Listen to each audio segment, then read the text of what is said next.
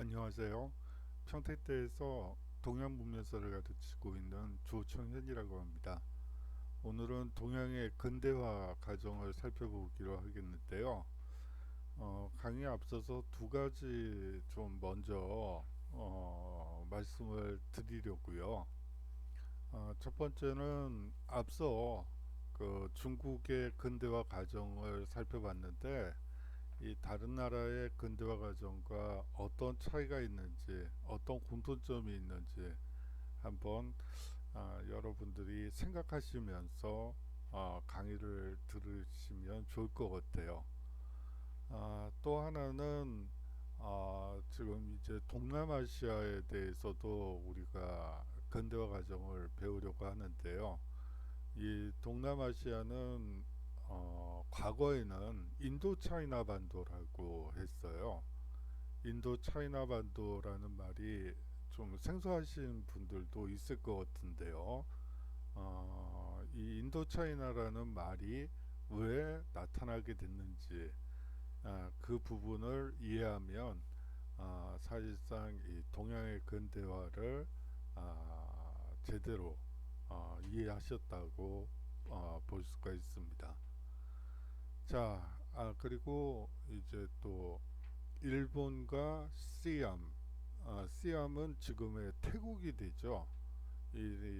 일본과 태국은 근대화를 달성을 했는데 이 다른 나라들, 아시아의 다른 나라들, 동양의 다른 나라들은 근대화에 실패하게 되고 식민지 과정을 경험하게 됩니다. 그 이유에 대해서도 여러분들이 한번 생각을 하시면서 강의를 들어주시면 좋을 것 같습니다. 자, 일본의 개항부터 시작해 보도록 하죠. 일본의 개항은 페리 제독의 무력 시위로부터 시작이 됐습니다. 그리고 함상 포격을 통해서 사실상 일본의 무조건 개항을 요구했죠. 그리고 미국과의 통상을 요구했습니다.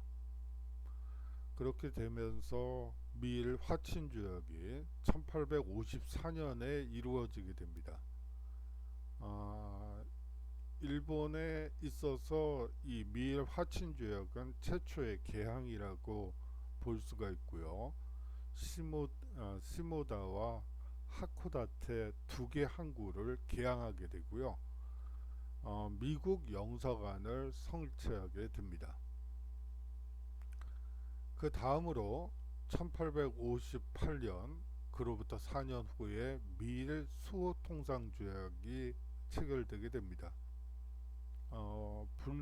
불평등 조약으로서 치외 법권과 협정 관세, 사실상 관세를 일본이 정하는 이 관세 자주권이 포기된 그러한 미일 수호 통상 조약을 체결하게 되고 최혜국 대우 등을 인정하게 됩니다. 최혜국이란 건 무엇일까요? 제가 여기서 설명을 드릴까요? 아니면 과제로 낼까요? 과제로 드리도록 할게요. 이거는 이 최혜국 대우는 여기서만 나오는 것이 아니고 이제 조일 수호통상조약이라든지 조미 수호통상조약 등 대부분의 이 조약에서 나오는 부분이기 때문에 한번 여러분들이 정리를 해주시는 게 좋을 것 같습니다. 그런 의미에서 이 최국 대우는 한번 과제로 여러분들께 맡기도록 하죠. 자, 그렇게 해서 최국 대우 등을 인정하게 되죠. 사실상 일본의 개항 과정은 다른 나라의 개항 과정과 마찬가지로 포함 외교를 통해서 이 개항을 했다라고 여러분들이 생각하시면 되죠. 이 개항 이후 일본은 막부 체제가 동요하기 시작합니다. 서양 상품의 수입으로 일본 경제가 타격을 입게 되죠. 농민 폭동과 반발이 계속되었습니다. 다시 말하면 개항 이후 막부가 제대로 대처를 못했기 때문이라는 주장이 나오면서 이 막부 체제가 동요하고요. 싼 값의 서양 면직물들이 대거 들어오게 되면서 일본 경제가 타격을 입게 돼요. 거듭 말씀드리지만 사실 근대사회, 정근대 사회에서 사실상 농민들이 현금처럼 사용하던 삼배라든지 면직물이라든지 모직물 등이 사실상 서양의 싼 모직물, 면직물이 대거 유입되면서 사실상 그러한 면직물, 모직물, 삼배를 짠다든지 배를 짠다든지 면을 짠다든지 이러한 일들을 할 수 없게 된 것이죠. 그러면서 사실상 농민 경제가 파탄이 되고 그러므로 인해서 농민 폭동과 반발이 이어지게 되는 것입니다. 하급 무사들의 막부에 대한 불만이 고조되기 시작하죠. 이 하급 무사들의 막부에 대한 불만이 고조되게 됩니다. 다른 한편으로 이 외세 배격 운동, 양위 운동이 전개되었다는 것도 이 동아시아 문명권에서 공통적으로 나타나는 현상이기도 해요. 자, 여기까지의 과정은 사실상 동아시아의 모든 국가들이 개항을 하면서 겪게 되는 문제점들이죠. 그리고 사회 혼란이기도 합니다. 자, 이러한 문제를 해결하기 위하여 메이지 유신이 단행됩니다. 1868년의 일이죠. 이 메이지 유신은 사스번과 조슈번이 중심이 되어 막부를 타도하는 운동이 전개됩니다. 한마디로 막부 타도 운동이라고 보시면 되겠죠. 그렇게 되면서 막부파와 조낭파 간의 내전이 발생하게 됩니다. 그 결과 조낭파가 승리하게 되죠. 그렇게 되면서 실질적인 왕이 아니고 허수아비 같은 왕이었던 일본 국왕이 왕정 복고가 이루어지면서 이제 1867년에 메이지 유신을 단행하게 됩니다. 메이지 유신은 부국 경병을 목표로 적극적으로 서양 문물을 수용하는 문명 개화 정책을 추진하게 되죠. 적극적이라는 말이 중요해요. 적극적으로 강요에 의한 것이 아니고 스스로 아주 적극적인 자세로 서양 문물을 수용하게 됩니다. 자, 정치 면에서 이 메이지 유신은 여러 특징을 가지고 있는데요. 먼저 정치적인 특징을 살펴보도록 하겠습니다. 먼저 봉건제를 폐지합니다. 아울러서 국왕 중심의 중앙집권 체제를 정비하게 되죠. 이것은 바로 패번 치언을 통해서 단행이 됩니다. 패번 치언이란 말이 좀 생소하실 것 같은데요. 여기에 사스마번과 조슈번이 있죠. 이 사실상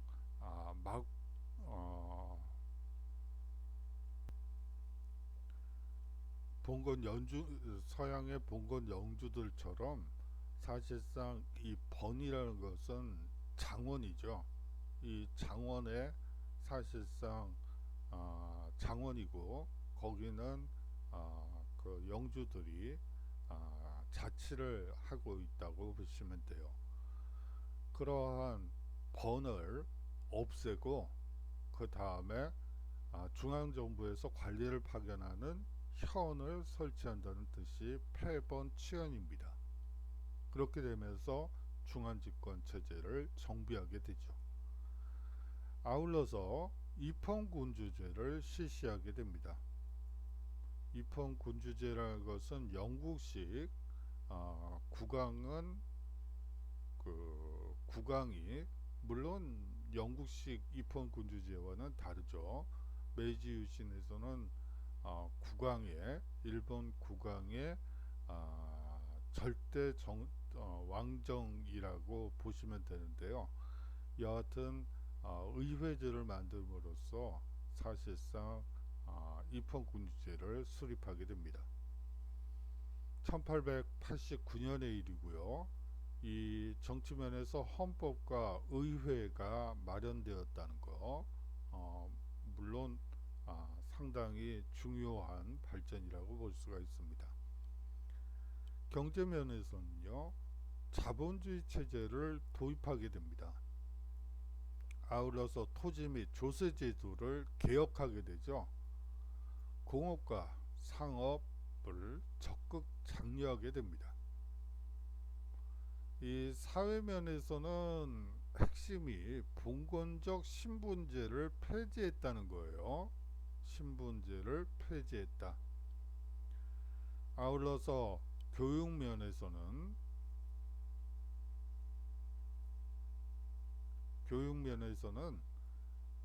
의무 교육을 실시하게 됩니다. 의무 교육이 뭐죠? 국가에서 충성스러운 시민을 양성하기 위해서 사실상 국가에서 무상으로 교육을 실시하는 것을 얘기하는 거죠. 이러한 의무교육을 1868년부터 실시했던 것이죠. 아울러서 서양의 근대 사상과 학문을 적극 수용하게 됩니다. 신식 교육 제도를 채택하게 되고 서양의 이 사절단과 유학생을 파견하기도 하죠. 군사면에서는 징집제를 실시하게 됩니다. 징집제라는 거는 그 국가에서 군대에 올 사람들을 소집하는 것이죠. 어떤 연령이 됐을 때.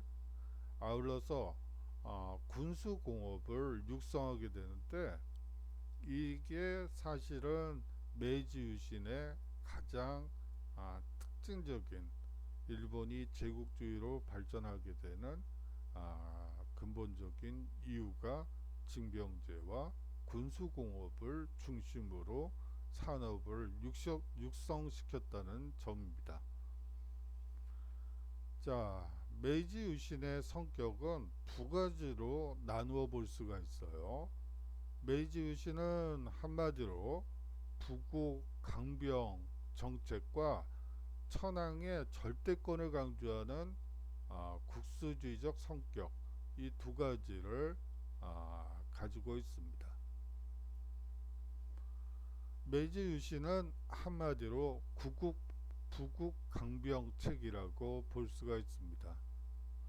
부국 체계의 핵심은 국왕을 중심으로 하는 입헌군주제 하에 근대 산업을 육성하는 것이죠.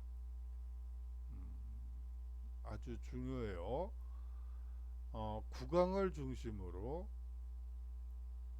입헌군주제 하에 근대 산업을 육성했다는 것, 아주 중요합니다.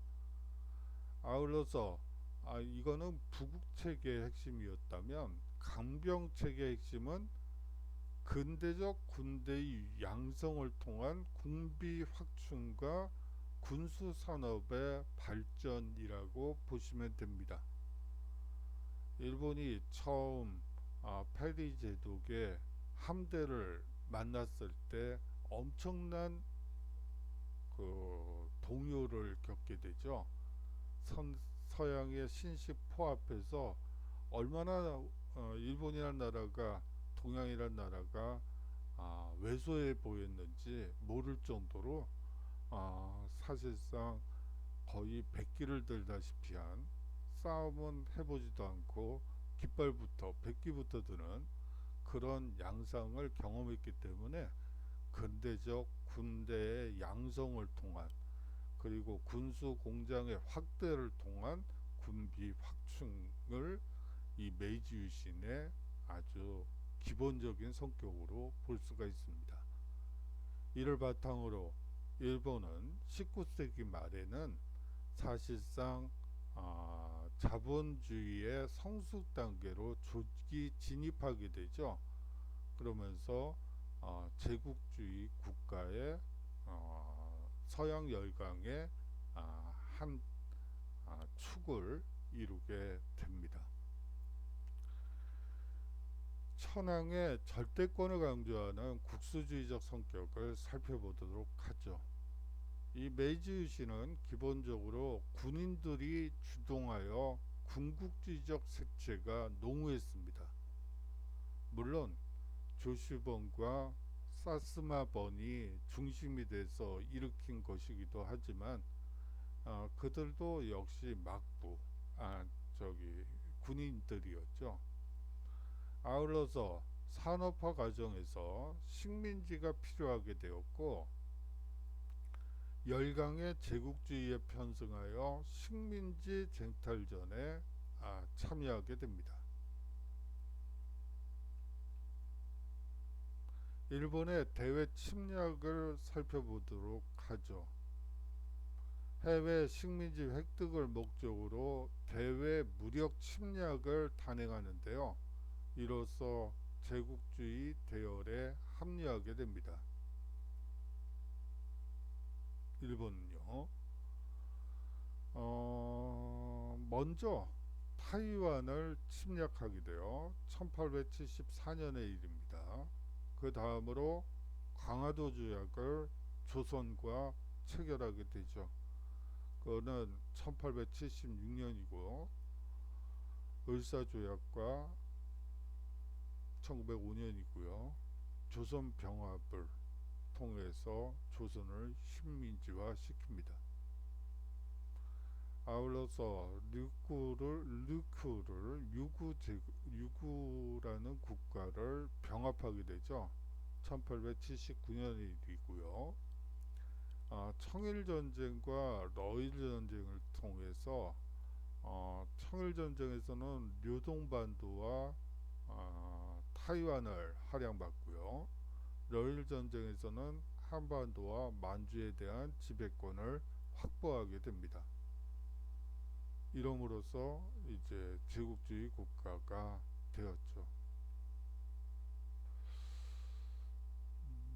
일본 근대화의 아버지 후쿠자 유카키에 대해서 한번 살펴보도록 하겠습니다. 2004년 지난 20년간 사용하던 지폐 임무를 일본 정부에서 바꾸게 됩니다. 여러분들 아시겠지만 지폐 속에 혹은 동전 속의 인물은 대부분 그 국가의 상징이라고 볼 수가 있어요. 심지어는 동전과 지폐 속에 나온 인물을 가지고 그 나라의 정체성을 연구하는 그 역사학자분도 계세요. 그 정도로 지폐 속에 혹은 동전 속에 인물로 채택된다는 것은 그 국가의 이미지를 스스로 어떻게 자리매김하는지를 보여주는 것이기도 하죠.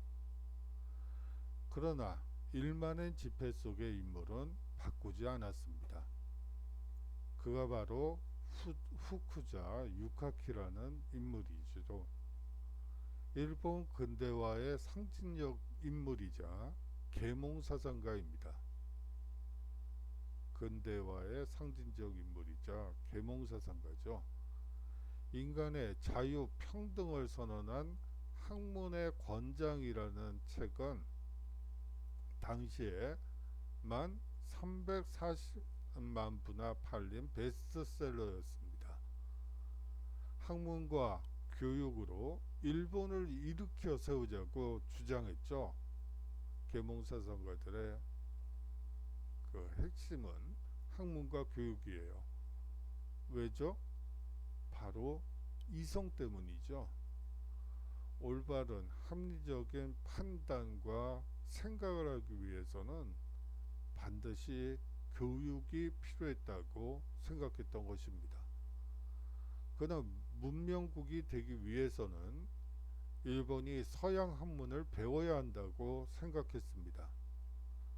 그가 창립한 게이오 의숙은 서양의 신식 학문을 배운 학생들을 많이 배출했고요. 이들이 일본 근대화에 중요한 역할을 하게 됩니다. 게이오 의숙 출신이요. 그러나 나라의 힘을 길러 일본도 열강의 대열에 합류할 것을 주장하게 되죠. 이렇게 얘기해요. 청권의 국제법이 한문의 대포만 못하다. 한포 외교를 통해서 당했죠. 그 한문의 대포가 청권의 국제법을 이긴다고 주장했던 것입니다. 그렇기 때문에 힘으로 조선과 중국을 접수하자고 주장하게 되죠. 1894년 청일전쟁이 일어나자 육각희는 문명국 일본이 야만국 청을 이겨야 한다며 사비를 털어 국가에 헌납하기도 했습니다. 그러나 일본이 승리하자 황홀하고 꿈만 같아서 저절로 눈물이 난다고 말하며 제국주의의 문턱에 들어선 일본을 자랑스러워했죠. 그의 글을 한번 볼까요? 우리 일본의 국토는 아시아 동쪽에 위치하고 있지만 그 국민의 정신은 이미 아시아의 고루함을 벗어나 서양의 문명으로 옮겼다. 그런데 불행한 것은 가까운 곳에 있는 나라가 있는 바 하나를 진화, 청이라 하고 하나를 조선이라고 한다. 우리들의 입장에서 이 두 나라를 보면 지금 문명이 동쪽으로 밀려오고 있는 상황에서 도저히 그 독립을 유지할 길이 없을 것 같다. 오늘날의 계책을 이룸에 있어 우리나라는 이웃 나라의 개명함을 기다려 같이 아시아를 흥하게 하는 길을 기다릴 수 없다. 오히려 그 대우를 벗어나 서양의 문명국과 그 진태를 같이 하고 진화와 조선을 대하는 법도 이웃 나라라 하여 사정을 봐줄 수 없다 라고까지 얘기합니다.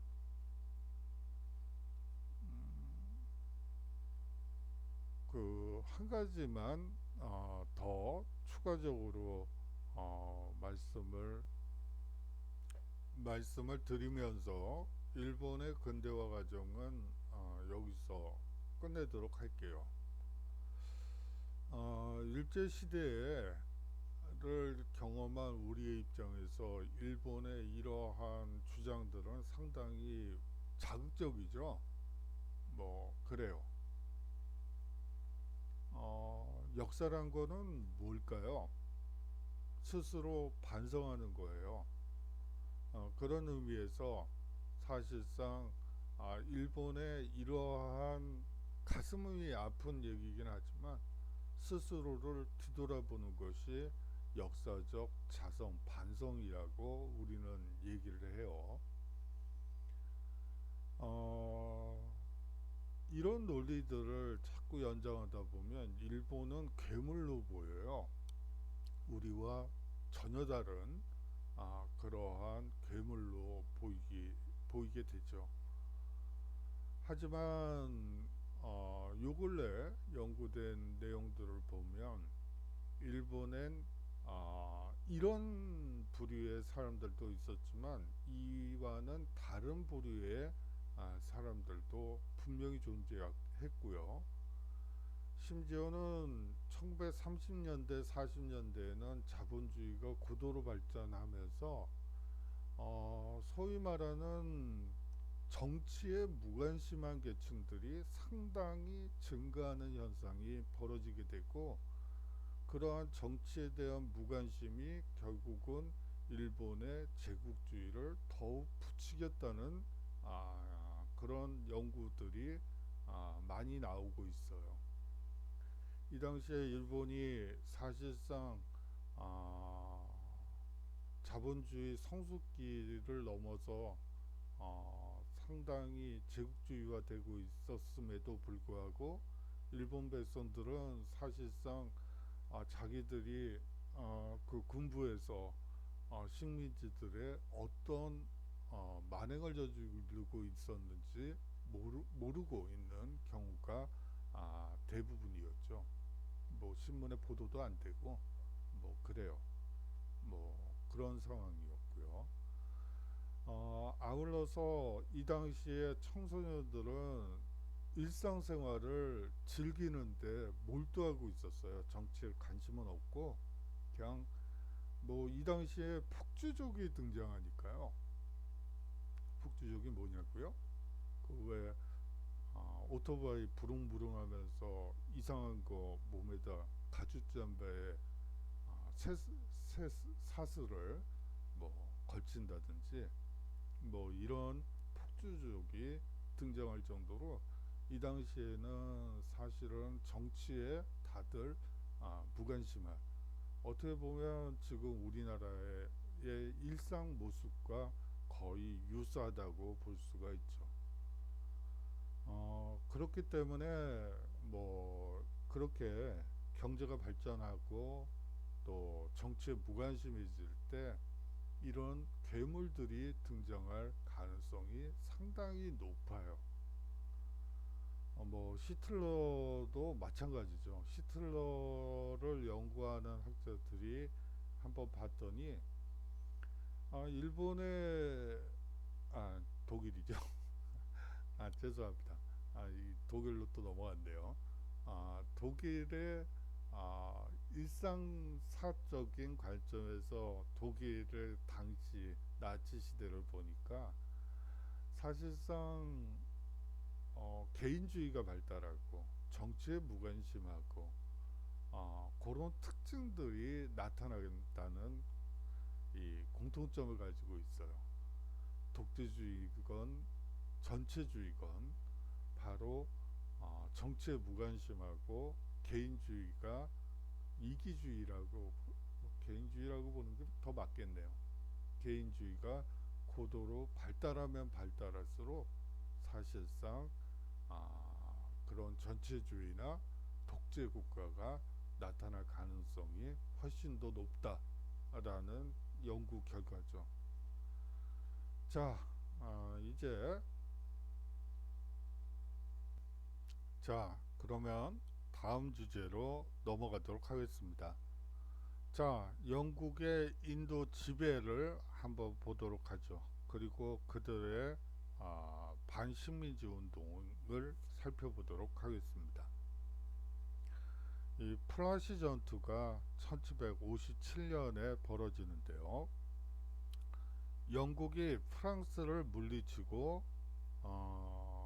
벵골 지방에 대한 통치권을 확보하게 됩니다. 그래서 플라시 전투는 상당히 중요한 전투예요. 인도의 군소국가들을 차례로 점령하여 19세기 중반에는 인도 전역을 지배하게 되죠. 마이소르 전쟁, 마라타 전쟁, 시크 전쟁 등을 통해 하나하나 점령에 들어가면서 19세기 중반에는 인도 전역을 지배하게 됩니다. 영국의 침략으로 인한 인도 사회의 변화를 한번 볼까요? 뭐 이거는 일본이 개항할 무렵의 사회의 변화와 거의 유사하다고 보시면 됩니다. 인도가 영국의 원료 공급지가 되죠. 그리고 아울러서 상품 시장으로 전락이 됩니다. 저번 시간에 그 삼강무역에 대해서 영국을 중심으로 아편 전쟁이 일어나는 그 삼강무역에서 보았듯이 영국은 인도를 원료 공급지, 상품 시장으로 전락시켰던 거예요. 아편을 이제 사서 중국에 팔고 그 돈으로 은을 가져가는, 그렇게 함으로써 비단과 도자기를 수입하는데 드는 막대한 무역 적자를 아편을 통해서 해소하려는 그것이 바로 삼강무역이었죠. 아울러서 크리스트교로의 개종을 강요하게 됩니다. 일본과는 좀 다르죠. 크리스토교로의 개종을 강요하게 됩니다. 여기서 말하는 그리스도교는 어떤 그리스도교일까요? 예, 바로 영국의 국왕을 수장으로 하는 영국 국교회를 얘기하는 것이죠. 이에 대한 인도 민중의 반영 기운, 영국에 반대하는 기운이 고조됩니다. 이 두 가지, 다시 말하면 크리스토교라는 요소와 원료 공급지와 상품 시장으로 전락, 이 두 가지는 사실상 인도주의와 맞물려서 인도 민중의 반영 기운을 고조시키게 되죠. 세포위 항쟁이 벌어지게 됩니다. 영국의 인종차별과 식민지 정책에 대한 불만에서 시작된 것이죠. 한번 전개 과정을 볼까요? 동인도 회사에 고용된 사실은 인도인 용병이에요. 그들을 세포이라고 불렀죠. 다시 말하면 동인도 회사에 고용된 인도인 용병들인 세포이가 반란을 일으킨 거예요. 각계각층의 모든 인도인이 참여한 반영 투쟁으로 발전하게 됩니다. 세포이 항쟁이요. 물론 영국의 탄압으로 실패를 맛보게 되죠. 자, 이 세포이 항쟁의 결과 동인도 회사가 해체되고 무굴 황제가 폐위당하게 됩니다. 인도 통치 개선법을 제정하여 인도를 직접 영국이 통치하게 되죠. 인도 통치 개선법이라고 해요. 영국령 인도 제국의 성립이 이루어지고요. 빅토리아 여왕이 인도 제국의 황제를 겸임하게 됩니다. 1877년의 일이에요. 이 세포이 항쟁의 의의는 인도 최초의 거국적인 반영 민족 운동이라고 볼 수가 있습니다. 아울러 인도 민족 운동의 첫 번째 신기원을 이루는 사건이라고 볼 수가 있죠. 브라흐마 사마지 운동에 대해서 살펴보도록 하죠. 중심 세력은 서양의 근대 사상에 영향을 받은 이게 핵심이죠. 힌두교 지도자들이 벌인 운동입니다. 브라흐마 사마지 운동은 힌두교 지도자들 중에 서양의 근대 사상을 흡수했던, 그리고 영향을 받았던 힌두교 지도자들이 주축이 되었죠. 아울러서 근대 교육을 받은 지식인 계층도 이 운동을 함께 전개하게 됩니다. 브라흐마 사마지 운동은 순수 힌두교 교리로의 복귀를 주장하고 있습니다. 한 가지 좀 공통점이 보이죠. 모든 종교가 됐던 학문이 됐던 사회가 혼란하고 위기에 처했을 때 순수한 교리로, 순수한 원전으로 돌아가야지 된다는 주장을 하면서 그 부분을 새롭게 해석하는 경향이 나타납니다.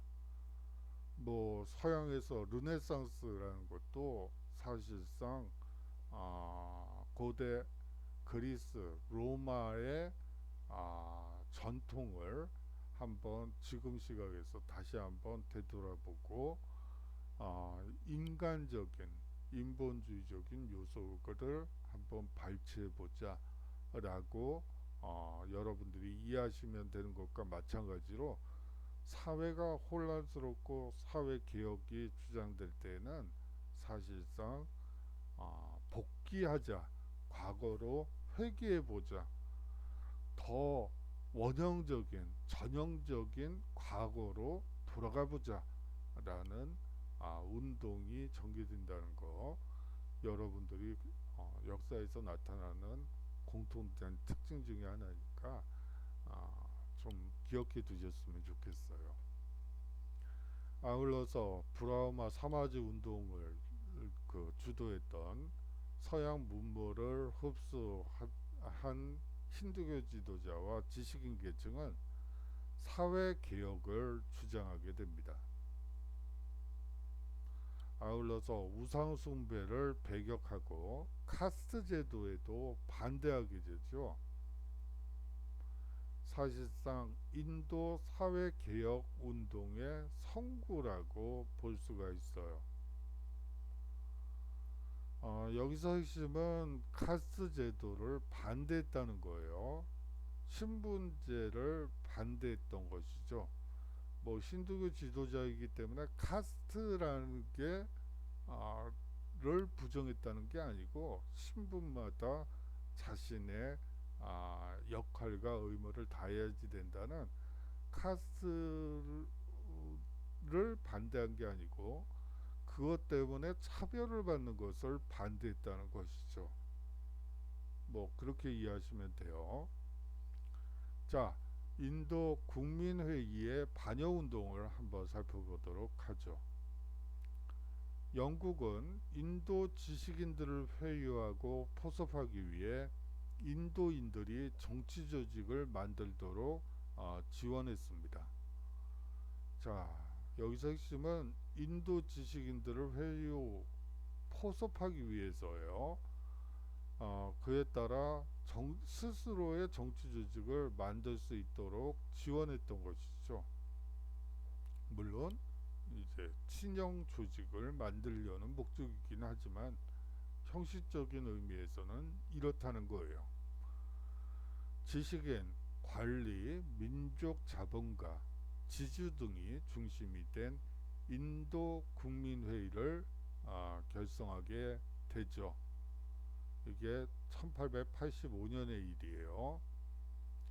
민족운동의 중심에는 초기에는 이 인도 국민회의는 민족운동의 중심이라고 볼 수 있는데요. 초기에는 영국 측에 협조하면서 인도인의 권익을 확보하려고 노력을 합니다. 자, 이거는 사실상 친영 조직이었죠. 인도 국민회의의 초기의 모습은 친영 관변 조직이라고 보셔도 돼요. 그렇기 때문에 영국 측에 협조적이었죠. 하지만 이들 중에 일부 세력은 인도인의 권익을 확보하려 했다 라고 이해하시면 되죠. 대부분은 영국 측의 협조적이었고 일부가 인도인의 권익을 확보하려 했다. 영국의 벵골 분할령을 계기로 적극적인 반영 운동을 전개하게 됩니다. 벵골 분할령에 대해서는 뒤에 슬라이드에서 살펴보도록 하죠. 사실상 상당히 중요한 그 민족 운동이 일어나는 상당히 중요한 분수령이라고 볼 수가 있습니다. 1906년에 콜카타 대회에서 4대 강령을 채택하게 되죠. 한번 볼까요? 스와라지, 자치예요. 독립은 아니죠. 자치. 스와데시, 국사품 애용운동이죠. 영국 상품 불매운동도 나타나게 되고요. 아울러서 민족교육, 이것이 사실상 콜카타 대회에서 인도 국민회의가 채택한 4대 강령입니다. 다시 말하면 스와라지, 자치, 스와데시, 국산품 애용, 영국 상품 불매, 민족 교육이 이 인도 국민회의가 콜카타 대회에서 채택한 4대 강령이라고 이해하시면 됩니다. 상당히 중요하죠. 이러한 콜카타 대회를 비롯한 인도 국민회의의 적극적인 벵골 분할령 반대 운동 때문에 영국은 벵골 분할령을 취소하고 명목상 인도인의 자치권을 인정하게 됩니다. 1911년의 일이죠. 이 벵골 분할령은 1905년 영국 인도 총독의 명령에 의해서 이루어지게 됩니다. 벵골 지방을 힌두교 지역과 이슬람교도 지역으로 분할했죠.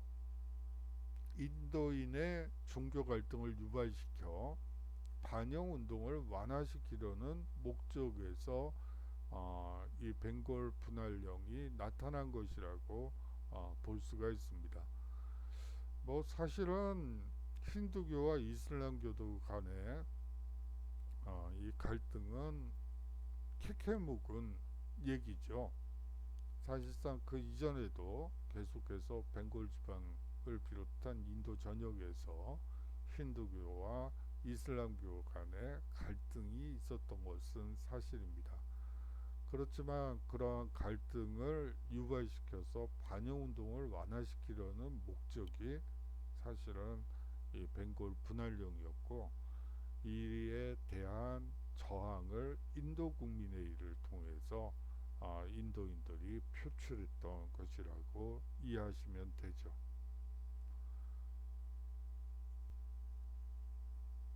이 베트남의 민족운동을 한번 살펴보도록 하겠습니다. 1885년에 근한운동이 전개되게 됩니다. 베트남의 전통적 유학자들이 왕의 호소에 응하여 전개한 반프랑스 투쟁이라고 보시면 돼요. 이 전통적 유학자들이 중심이 된 그 반프랑스 투쟁이라고 보시면 됩니다. 인도 차이나 반도라고 제가 강의 앞부분에서 말씀을 드렸어요. 프랑스 입장에서는 인도의 동인도 회사를 1600년대부터 만들었지만 사실상 프레시 전투 이후엔 그 동인도 회사를 영유할 수가 없게 되죠.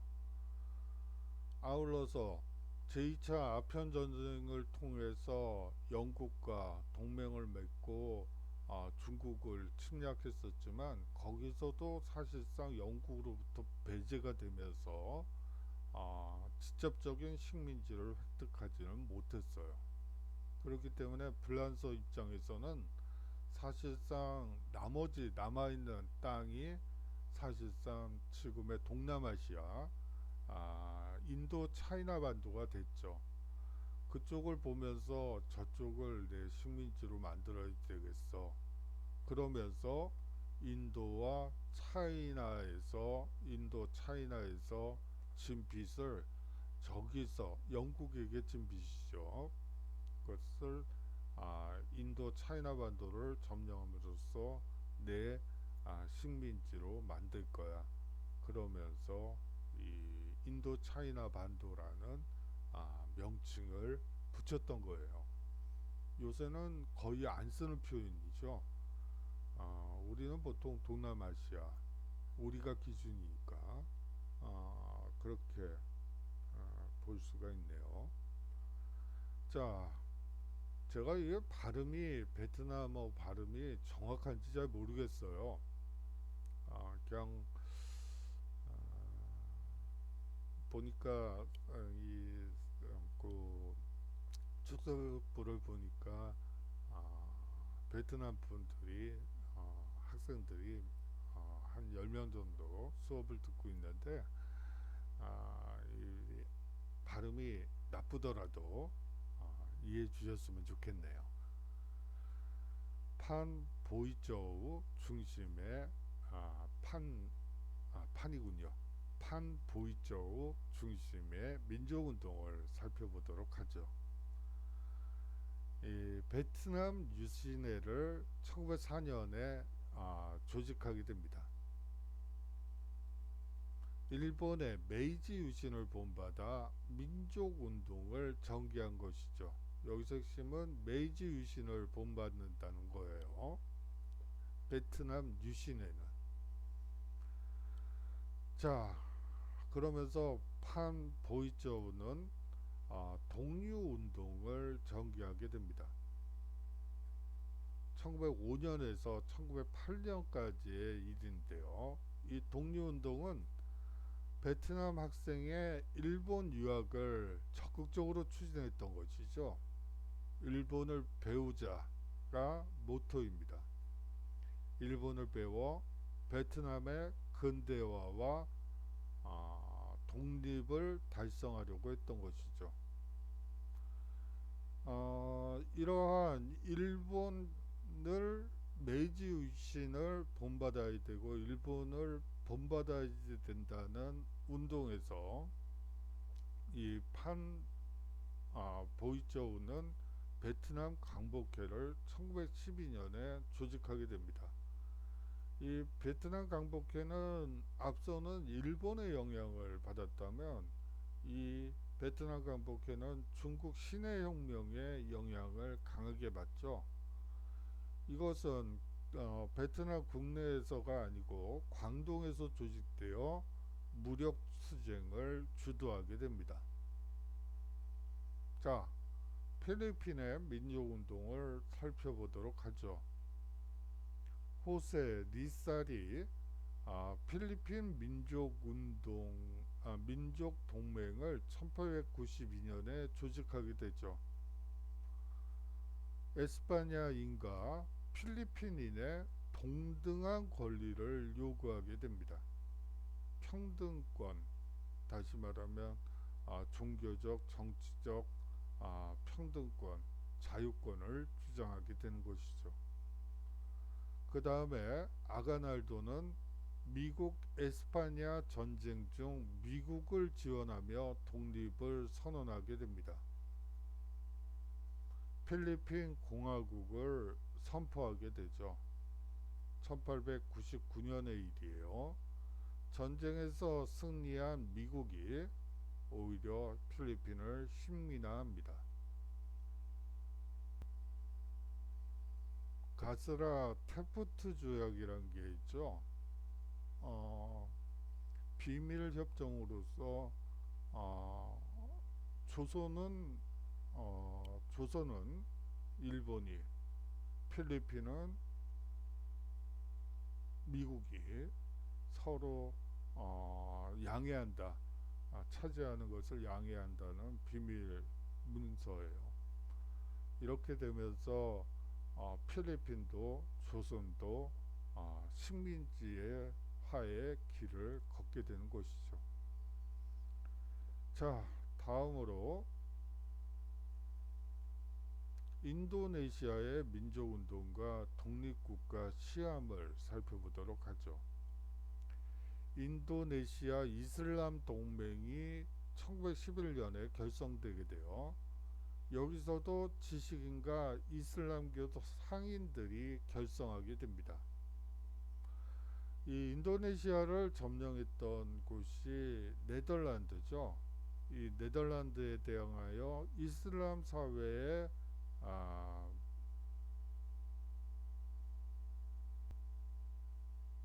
순수 이슬람 사회로 돌아가자.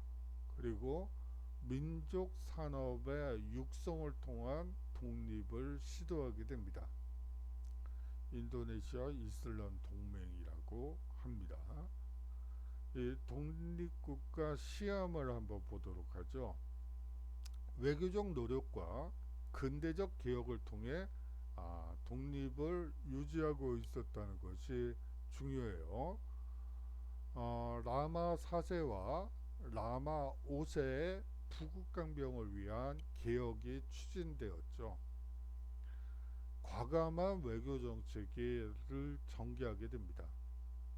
영국과 프랑스 세력의 완충지대라는 지리적 이점도 적극적으로 활용했기 때문에 사실상 시암은 독립국가로 유지될 수가 있어요.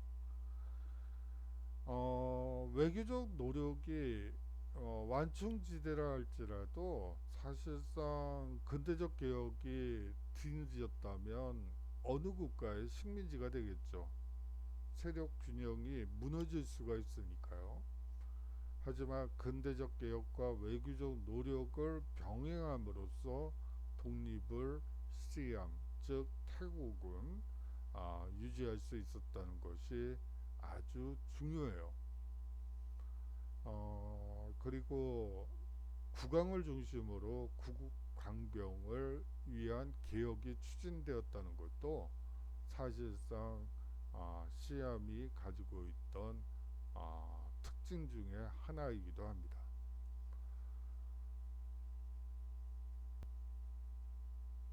자, 수고 많으셨고요. 다음 강의에서 인사드리도록 하는데요. 그 코로나 이 대면 강의가 2주가 연기가 돼서 다다음 주까지 계속될 걸로 보입니다. 뭐 계속 한다, 뭐 안 한다, 뭐 하다가 하기로 결정이 됐고, 그런데 뭐 지금 정부 발표로는 코로나 환자 확진자 수가 뭐 없다니까 아마도 2주 후에는 개강이 될 걸로 보여요. 여하튼 그때 수업 시간 그 나머지 수업 시간에 대한 얘기를 좀 구체적으로 드리도록 하고요. 과제는 뭐 앞서 하나를 냈지만 하나만 더 추가를 하죠. 이 근대화를 이루는 양상이 비슷한 듯 다른 듯해요. 여러분들이 한번 분류를 해보실까요? 그건 너무 어렵겠다. 아, 어렵겠다. 예, 어렵겠네요. 그러면 그거는 그 과제는 오히려 대면 수업 때 한번 다룰 주제로 남겨놓고요. 수고 많으셨습니다. 다음 주 강의에서 인사드리도록 하겠습니다. 건강한 모습으로 만나 뵙기를 바라고요. 자, 그러면 안녕히 계십시오.